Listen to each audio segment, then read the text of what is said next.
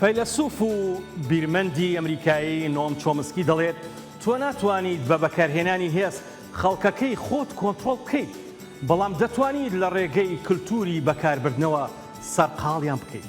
لە واشنگتن دیسیەوە سڵاوی ستافی زایڵی داهێنانتان لێبێت.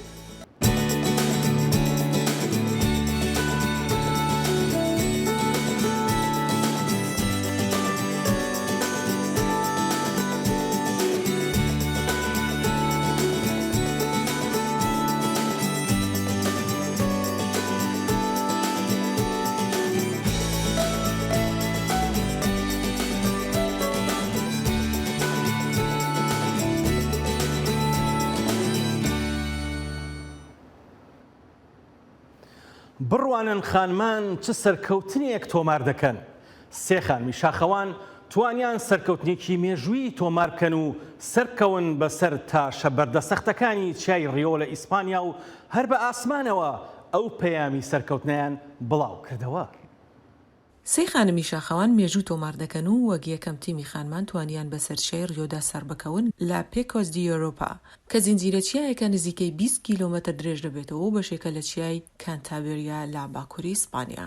سەرکەوتن بەسەر تاشەبەردەکانی ڕیۆدا وەک یەکەم تیمی خانمان تۆمارێکی مێژوویە. ئەوان توانیان سەر بکەون بەسەر تاشەبەردێکی گەورەی ئەو چیایەدا کە درێژیەکەی 602 کیلۆمەترە و یەکێکە لە شاخە سەختەکان شاسادی گۆلیان، ماتیدا سۆدریۆند و بێرلێت هارلنگتن پێکەوە بەسەر لێوارە تیژەکانی چیاکەدا سەرکەوتن بۆ ئەوەی سەرکەوتنێکی پێوانەی تۆمار بکەن. زنجیرە چیای ڕیۆ دەکەوێتە ڕووبەری باشووری بەردی پیرۆز لە کاستڵ لە پارکە نیشتیمانیەکەی باکووری ئیسپانیا. هونەرمەندی کورد دەلیل دیلانەر دوای 27 ساڵ لە تاراوگەنیشتنی کۆنسێرتێکی لە تورکیا ساز کرد. دەلیل جگە لە گۆرانی وتن و موزیک ژەنین ئاوازدانەرێکی نێخوازە لە شاری ئیستەنبوڵ و موش و لە شاری وان کۆنسێرتێکی پێشکەشی هەوادارانی کرد. هونەرمەندی ناودار دەلیل دیلانەر پشتی 27 ساڵان لە تورکیە دەرکەت پێشبەری حەزکردیên xwe. دیلانەر ku ji bilî stranbêjiyê wek dengbêjê nûjen jî tê nîşandan, li Stenbol, Muş û herî dawî jî li Wanê konserek bîgirsehî pêkanî.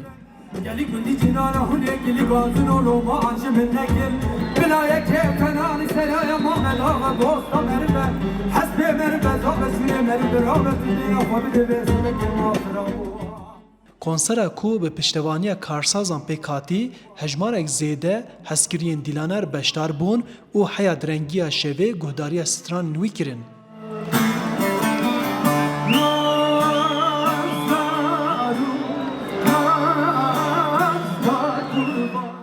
Dîlaner ku ev bi salaya ji ber zextên li ser hunera xwe nedikarî li Tirkiye konseran didar bixe, balkişan ser giringiya hatina cemheviya hunermend û gel. Ez dibêjim pêwîst e hunermend bi salan piştî 25 sal, 27 sal, 30 sal bi gelê xwe ra danûstandinê bikin, bigêjin hevdû. Stranê xwe mecbûr we gotiye, quweta herî mezin hûnin. Dîlaner konserên xwe bi alîkariya karsaz û dildariya hevalên xwe yên muzîkvan li dar dixe û pere ji guhdarvanên xwe nawergire. Spasiya karsazên Wanê dikim navê wan jî kavek din yek dibêjim ji bo sponsorî kirine min jî ji aliyê xwe da grûp tîma me jî aliyê xwe da destê me were her ciyekî welat her bajarek wekî Muş, Wan em ê konsertê xwe ji bo gelê xwe bidin em rewşa aborî ya xirab vê welatê jî dizanin em naxwazin kesekî bêpar bibîne. Piştgirî hunermendê xwe derxînin em jî bêpare bo we çêtin.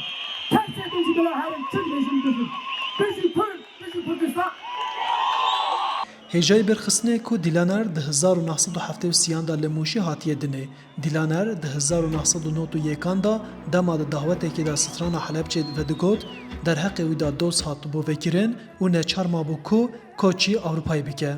Ew piştî 20 salan bo fîlmê Kurdistan hatibû Mûşê. Nihe jî piştî 27 salan li heremên Kurdan bi konseran derdikeve pêşberî muzîkhezên xwe.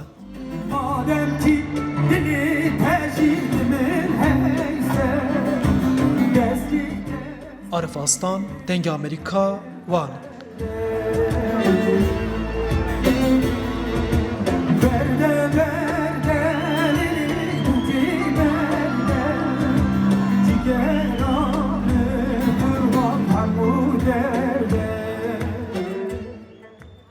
بەڕێوەبەری ڕێکخراوی خەڵک بۆ گەشەپێدانە کە ڕێکخراوێکی خۆجیە و کار دەکات بۆ پرسەکانی ژن و یەکسانی جەندەری و گەشەپێدانی کۆمەڵگە لە هەرێمی کوردستان. دەرچووی پەیمانگای تەندروستی بوو لە ئۆسلۆ، هاوکە دەرچووی زانستە سیاسیەکانە لە زانکۆی بۆسکیرۆت و لە ئۆسلۆ تەواوی کردووە. ئەم خانمە وانەی جەندەری وەکو وانەی ئازاد لە کۆلیژی زانستە مرۆڤایەتیەکان بەشی کۆمەڵناسی لە زانکۆی ئۆسلۆ خوێندووە. لە نزیکەوە سەبارەت بە ژنانی ڕزگار بووی ئێزیدی لە کەمپەکانی دووهۆک چالاکانە کاری کردووە.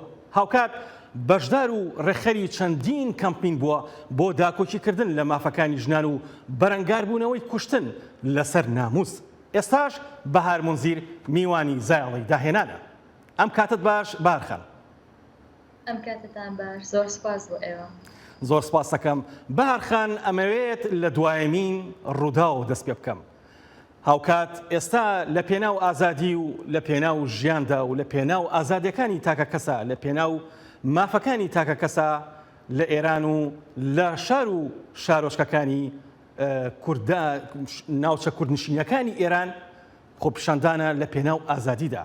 هاوکات کەڵەکەبوونی ئەو نەبوونی ئازادیە لە ماوەی 43 ساڵدا تۆ چۆن هەڵی ئەسەنجێنیت؟ ئایا ئەمە تەنها بریتە لە ئەوەی کە ئازادیان زەوت کراوە، یان ئەمە بریتە لەوەی کە هاوارێکە بۆ لە دەستدانی زۆرێک لەو ئازادیانەی کە دەمێکە لە دەستیان ناوە؟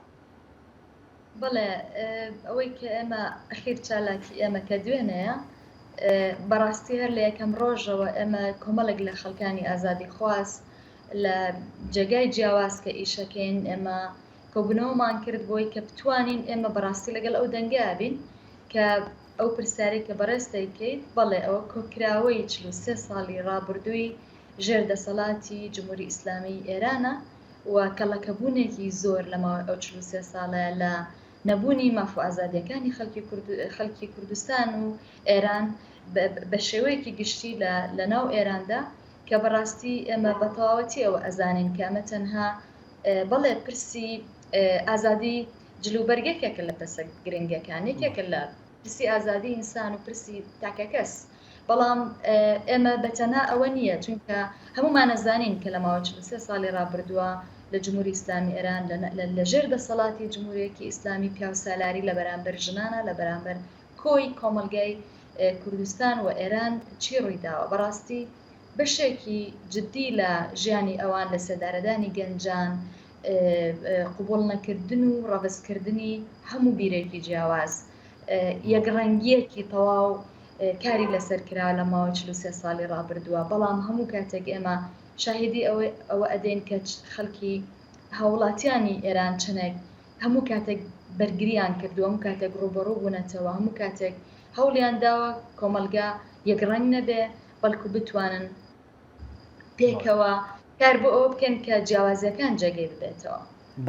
بۆیە ئێمە خۆمان بە بەشێک، یعنی ئێمە بەڕاستی خۆمان بە بەشێک لەو بزوتنەوەی ئەزانین و ئەوەشی کە دوێنێ ئێمە لێرە چالاکێکمان کرد بۆی کە بەوان بڵێن ئێمە پشتیوانی ئەو ناڕەزایەتیانن کە ئەمڕۆ لە کوردستانیش و لە ئێرانیش سەری هەڵدا و خەباتە بۆ ژیانێکی باشتر، خەباتە بۆی کە چیتر ئەو هەموو نەهامەتەی کە لە ماوەی 43 ساڵی ڕابردووە بەسەریانە سەپێنرا قوبوڵی نەکرد.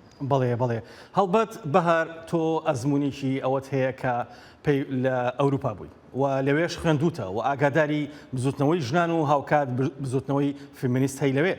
پرسیارەکەم ئەوەیە ستەمکاری چۆن ئەتوانێت کاریگەریکی زۆر خراپی هەبێت لەسەر شارستانیەت و مافە مەدەنیەکان؟ بەدڵنیاییەوە ئەوەی کە تۆ ئەو جیاوازی هەموو جارێک باسەکەین کە چەنە قورسە تۆ لە وڵاتێکە ژیابێتی کە گەشەی کردووە و ئەبینی، ینی بۆ کەسێکە زیاتر بە ئاگایە لەوەی کە لە دنیاە چی ڕۆئەدات، لە وڵاتێکی تر چی ڕۆئەدات، زۆر قورسە کە ئەو بەراوردە ئەەکەیت سێرەکەی لەوێ مثلەن لە وڵاتانێکی پێشکەوتوو لەوەی کە تیان پەڕاندووە بزوتنەوەی ژنان، بزوتنەوەی یەکسانی خوازی لە ئاستێکی زۆر باڵادایە و کاری بۆ کراوە و خەباتی بۆ کراوە، تەسحی بۆ دراوە و دەستکەوتێکی زۆر گەورەش لەوێ هەیە. بەڵام ئەوەی کە لێرە هەیە هەمیشە ئێمە شەڕەکانی بە دوایەکانی با بڵێن لە دوای شەڕی ئێران و عێراق لە کاتی کۆیت لە هجوومەکان و لە هەموو ئەو شتانە بەڕاستی ئەم وڵاتی ئێمە شوێنێک نەبووە بڵێ شوێنێک بێت استقراری کردبێت هەمیشە بڵێن چەندین جەنگ بەسەر خەڵکەکەی سەپێنراوە یەکێکی تر لەو کێشە گەورانە ئابلوقی ئابووری شتن ناکۆچی ئەمانە هەمووی دەوری هەبووە لەوەی کە ئێمە لە چه وڵاتێکدا دەژین لە چ ناوچەیەکدا دەژین لەبەرەوە هەر وڵاتێک کە گەشە ئەکات پرسە مەدەنیەکان یا گەشە دەکات وە ئەگاتە جێگایەکی تر لە وڵاتانێکیش کە نائارامەوە دەسەڵاتە سیاسیەکان کۆمەلگە سوود لەوە ئەبین کە کۆمەلگە بەرەدواوە بچێت تاکۆی کە بتوانن دەسەڵاتی خوانزاڵ بکەن و هەموو کۆمەلگا بە دوای خۆیاندا بەرە نەگەوەی کە ئەگەر دیدێکی پێشکەوت و خوازانە یا ئەوانەی کە ئێمە کاری لەسەرەکەن ڕۆژانە کە ڕۆژانە ئێمە ڕوبەڕووی ئەبینەوە لە گەڵ دیدێکی تونندڕەوی پیاوسالاری کە بە هیچ جۆرێک هیچ جۆرە گۆڕانکاریەکیان پێقوبڵ نیەوەتە ئەمە ئێستا گیرۆدەی ئەوەین کە جارێکی تر باز لە کۆمەڵێک یاساکە کە ئینسان بەڕاستی شەرمەکە کە گوێی لێ ئەبێ لەگەڵەوە شاکە ساڵانێکی زۆرە خەڵکانێکی یەکسانی خواز ئازادی خواز لە وڵاتی ئێمە شەڕیان بۆ کردووە کاریان بۆ کردووە بەڵام ئێمە پێمان وایە لە کاری ڕۆژانەی خۆمانە هەمیشە پێمان وایە کە ڕەوت و دەسەڵاتی سیاسی لە وڵاتەیە هەمیشە دەورێکی سەرەکی ئەبینێت لەوەی کە لەناو ئەم کۆمەلگایە چ بەرنامەیەکدا ئەندرێت چ ئەجەندایەکدا ئەندرێت ئەوەی کە ئێمە بینین ئێمە هەمیشە لەو ڕووپەڕووبوونەوە قورسایان کە جاری وایە قورسانی ئیشەکانی ئێمە قورسە زۆر جار بچووکەکرێتەوە ئیشانێکی ئێمەیەکی زۆر سپاس بەهار منزیر بۆ کاتی پێت بەخشین بۆ بەرنامەی زایاڵی داهێنانی دەنگی ئەمریکا زۆر سپاس بۆیە دەنگی ئەمریکا جافکانیەکە پێباوەریان و چاو ئاگاهیان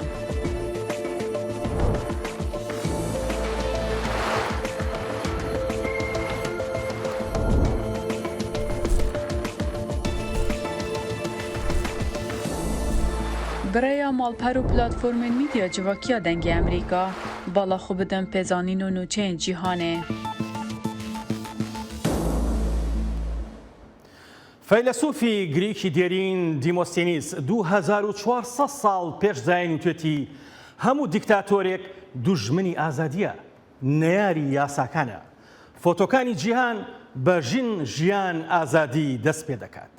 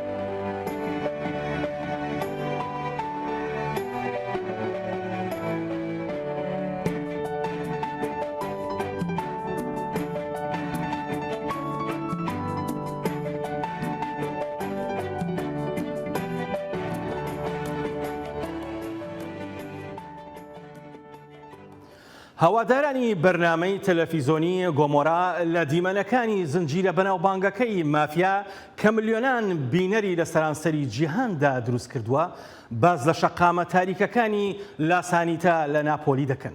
خەڵکی ناوچەکە هانی گەشتاریان دەدەن سەردانی ئەو شوێنەوارە بکەن. گۆڕەکانی ژێرزەمین کە بە کاتە کۆمبەکانی سان جینارۆ ناسراوە لە ناوگردی کابۆدیمۆنتی لە ناپۆلی شاردراوەتەوە لەلایەن کەتی گەشتیاری ئیتاڵیاوە کەمتر ناسرابوون. هەرچەندێکە لە ئێستادا سەرنجێکی زۆریان لەسرە، ئەمەش بەهۆی هاوکاری گەنجانی ناوچەکە کە بنکەکەیان لە ناپۆلیە و دەستیان کردووە بەهێنانەوەی بۆ بەرچاوی خەڵقی. هاوکاری کۆمەڵایەتی لە پەرانزا لە مانی حەودا خەڵاتی کەلتوری ئەوروپی بۆ ساڵی 2022 بەدەستهێنا.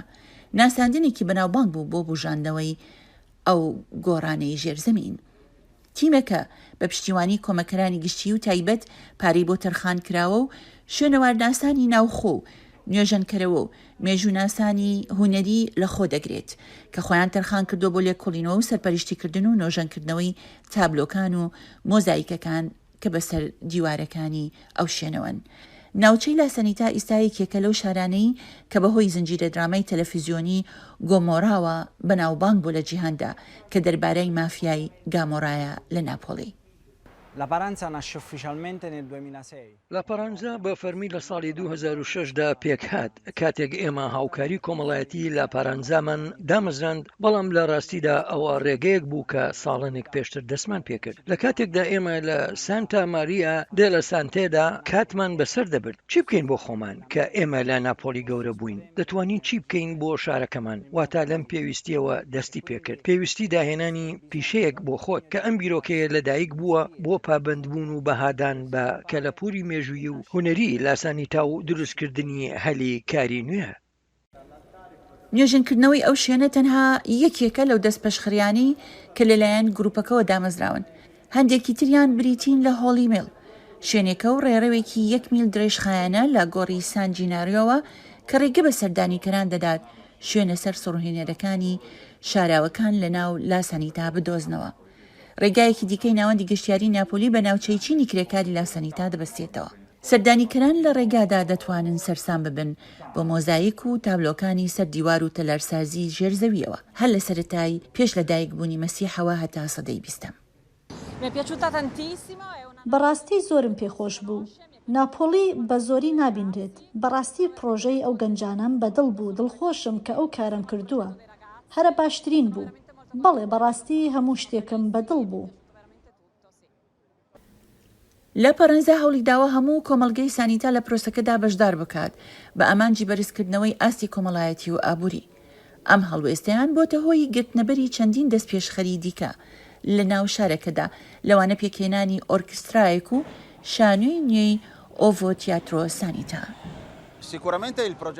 ئەمڕۆ دوای زیاتر لە 15 ساڵ کارکردن دەست دەکەین بە بینینی یەکەم ئەنجامی ئەم گۆڕانکاریە. هیوادارم لە 10 ساڵی داهاتوودا گۆڕانکاری زۆر دیارتر ببینین. بەپێی زانیاریەکانی گروپەکە سەردانیکەرانی ئەو شوێنە پێنجەندە زیایی کردووە و لەگەڵ بژانەوەی گەشتیاری کە تۆڕێکی لە کۆمپانیەکانی بچووک بەرەو پێش بردووە، هەروەها خولی ڕاهێنانی بۆ خەڵقی ناوچەکەش دابین کردووە. شایان پاشا، دەنی ئەمریکا، واشنگتن. یەکێک لە گەورەترین پیشانگاکانی ساڵنامەی هونەر و ڕۆشنبیری لە بەرلین لە هەفتەی هونەردا گەلەری و مۆزەخانەکان پیشانگای تایبەت لە سەرانسەری پایتەختی ئەڵمانیا دەکەنەوە. نزیکەی 80 گەلەری لە 20 وڵاتەوە لەوێ کۆشکی هونەریان هەیە و تابلۆکان بۆ فرۆشتنە. ئەڤ پێشانگەها پۆزیشنزە ئەو یەک ژێ مەزنترین بۆنەیەن ساڵانەیەن چاند و هونەریە لە بەرلینێ. دە هەفتەیە هونەریدا گالری و مۆزەخانە لە سەرانسەری پایتەختە ئەلمانیا پێشانگەهێن تایبەت لە داردەخن لێ باندۆرا پاندەمی و شەرە ئوکراینای لێ دیارە. ئەو نەتەنێ پاندەمیە لە ئوکراینایژی ئەف شەڕێ هۆڤانە هەیە. لێچوونن مایین ئەنەرژیە بە توندی زێدە دەبن. ئەف دێ چاوە باندۆرێک سایکۆلۆژی لە بەرهەفکەران بکە ئەز نزانم. پرانیا هونەرا کو لە پۆزیشنستێ پێشاندان ji hêla hunermendên gênc û saxve ye. Li vir tabloyên Picasso yan Ernest Ludwig Kirchner nînin. Ev jî nirxa berheman erzan dike. Lê ew jî ji bo çîna navîn zehmet e. Tiştê neyînî niha şerê li ser Ukraynayê bi taybetî li vir li Ewropa. Çîna navîn ji ber ku ew nizane dê tişt çawa pêşkevin pir xwe diparêze. Ev şer wê bandoreke çawa li ser rewşa wan ya aborî bike. Ji ber wê jî ev nêzî nîvsalê ye û em hez dikin ku bazara hunerê li Ewropayê lawaz dibe. Gelek berhemên li vir geş û rengînin. Êhî dibêje meldariyan ha ji bo wan berheman e ku li ser milên tevgera hunera popa salên 1905yan radiweste. Meyldarî hene û pêlên meyldarîyan hene divê hûn bêjin ku divan çend salên dawî de hunera xurt û bideng û paşgirên hunera pop cihek mezin dî. Dema hûn li bihayên giran binêrin ji bo Banksy û hunera kolanan hûn ê bibînin ku tevahiya vê tevgerê bandorek mezin çêkiriye.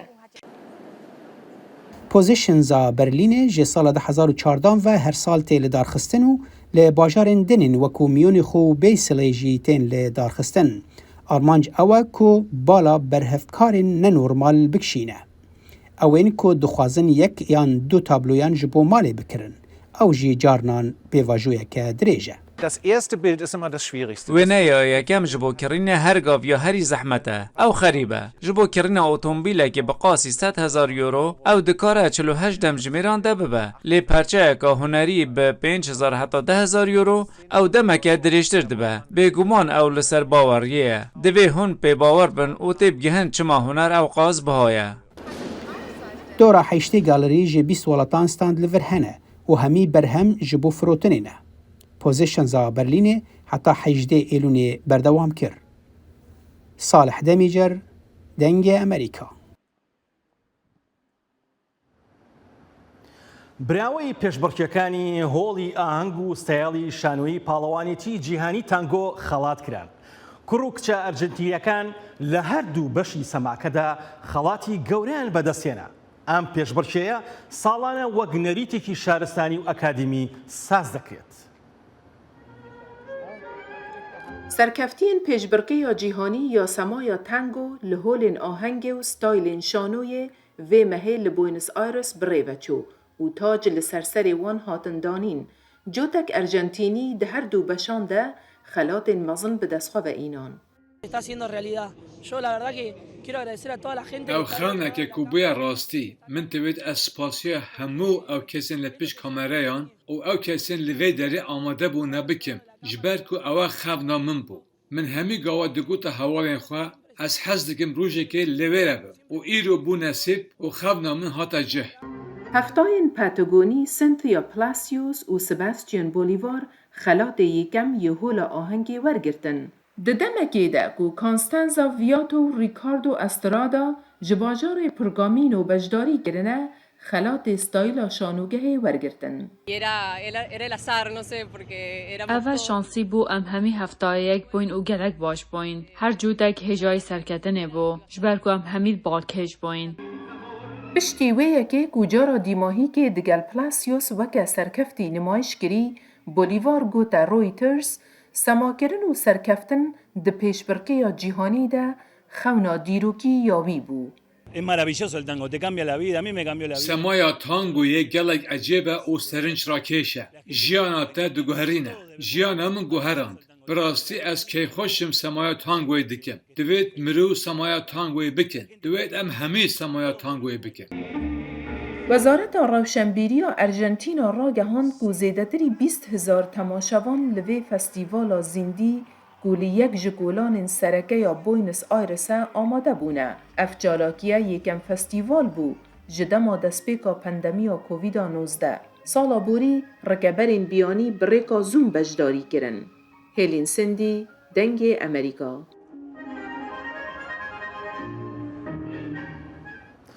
لە جەنگی جیهانی دووەمدا لایەنی کەم 600,000 کاری هونەری جوولەکەکان تاڵان کرا کە یەکێک بوو لەو ڕێگا شێوازانەی کە نازیەکان هەوڵیان دەدا پاژماوەی کولتور و ناسنامەکانیان لەناو ببن. بەداخەوە دوا بەدوای کاڵبوونەوەی کەمبوونەوەی زیندوماوانی هۆلۆکۆست خاوەنە ڕەسەنەکانی ئەم تابلۆیانە لێرە نین بۆ وەرگرتنەوەیان. در شهر جیهانی دویمین ده هر یکیم 600,000 برهم هنری جهویان هاتن تالان کرن به وی آوای نازیان هول داکو در ماهین چانت و ناسمه وان جهولی راکن دگل کو نفشا پاشین یا رزگاربوین هولوکاست آنکو جنوسیدا جهویان ونداد به خودین وان پرچین هنری نلورن کو وان وگرن نب کسان. دماشار دا نورمال بو که نازیان بر همین هنری که عایدی کسین تایبت بون دست سرد کرنو دزین و پاشی حلبت هندک مروف نچارمان که وان بفروشن دا که بکارن براون و خورزگار بگن. نازیان بخواه پارچین به هم پاش خارهشتن. جبو میراسوان قربانی جنوسیدا جهویان اف پرچین هنری تنه گریدانا بربچاو یا وان به قربانیانه. یاسایی که نول نیویورکی وکی هولدانک جبو لحو هاتنا وی دیروکی ره ده دستپیکا طبقه ده هات امضا کرن ده وی یاسایی ده مزخانه یان تابلیان دستشان بکن که کیجان پرچه ji 1933 heya 1945 ji hêla Naziyan ve hatine talankirin. gelek peyker hatine dizîn ji ber vêyekê bi rastî ew di her tiştê ku di ber hevokên Ewropa da ku wek xwezîne hatine binavkirin hatin dîtin. Ev yasa beşek ji paketek yasayek ku xelk û dibistanan li ser Holokostê an ku jenosîda cihûyan perwerde dike. Muzexaneya Metropolitanya li bajarê New Yorkê 503 berhemên ji berhevokan xwe ya ji 1.5 milyon tiştan pêk tê. Me bi salan vegerandin ji kesên ku em bawer dikin ku ji ber pirsgirêkên izbatkirina şerê naziyan dozek qanûnî li ser wan heye. Me li dûra 10 tiştan ji ber hevokê ji 1.5 milyonî zêdetir vegerandin. Karbidesta muzexane dibêje perçeyên ku li muzexaneyê têne pêşandan ji xwedîn wan yên destnîşankirî re hatine vegerandin berî ku ji hêla muzeyê ve bi xêrxwazî an firotinê werin bi dest xistin. Di berhevoka xwe da nêzîkî 53 berhemên wisa şopandîne û ew di qada berhevokîya malpera me del onlinein. Ew karên ku em dikarin bêjin ku wek em dizanîn di mavê şerê cîhanî de hatine dizîn. Divêt mirov zanî be ku di dema şerê cîhaniyê duem ev desteserkirin çêbû ku bû bedelên giranên mirovan, xizîneyên mirovan yên ku wan jî hest kirin û di nav malên wan de hebûn. Di heman demda jiyana wan ya may xirab bû û ji destê wan dihat derxistin. Divêt em bîranîna wan ya rêzdariyê bideyn, zanîna ku em van tiştan naz digeyn. Bi saya serdeman dijital di salên davî de hevildanin bi vî avayî hatine çêkirin. Muzexaneyên li 4 aliyê cîhanê niha xwedan daneyên berfirehên ku eslê karên hunerî belge dikin. Rûken Işık, Dengê Amerîka, Washington. یەکەم سەرۆکی ئەمریکا جۆرج واشنگتن دەڵێت ئەگەر ئازادی قسەکردنمان لێ بسەنگرێتەوە ئەوە زەلیل و بێدەنگ دەکرێت ڕەنگە ئیتر وەک مەڕ بەرەو قەسابخانەکانمان ببن تا زایڵێکی دیکە و خەم و داهێنانێکی دیکەی جیهان ماڵەوە.